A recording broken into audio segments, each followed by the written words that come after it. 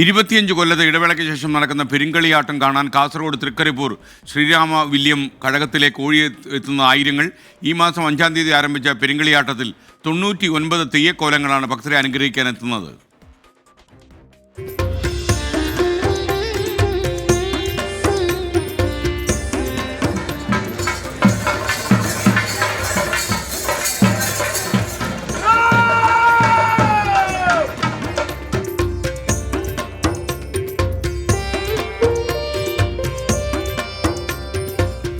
ആത്മീയതയുടെയും കൂടിച്ചേരലിന്റെയും വേദി കൂടിയാണ് ഓരോ പെരുങ്കളിയാട്ടവും. ആഴത്തിൽ വേരൂന്നിയ സംസ്കാരത്തിന്റെയും വിശ്വാസത്തിന്റെയും സംഗമ കേന്ദ്രം. ചമയവും ചന്തവും ചാർത്തി തെയ്യങ്ങളുടെ നടനം കാണാനെത്തുന്നത് ആയിരങ്ങൾ.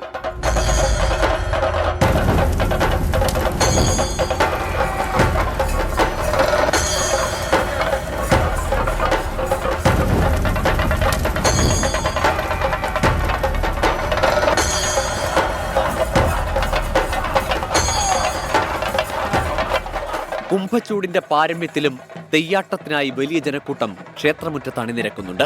പുലിമാരുതൻ, ഉച്ചൂളിക്കടവത്ത് ഭഗവതി, ഗുളികൻ, രക്തചാമുണ്ഡി, മേച്ചേരി ചാമുണ്ഡി, പൂമാരുതൻ ദൈവം തിറ, വിഷ്ണുമൂർത്തി, ഉച്ചത്തോറ്റം, പടവീരൻ ദൈവം തുടങ്ങി ഭക്തർക്ക് 99 തെയ്യക്കോലങ്ങൾ അനുഗ്രഹം നൽകാനെത്തി.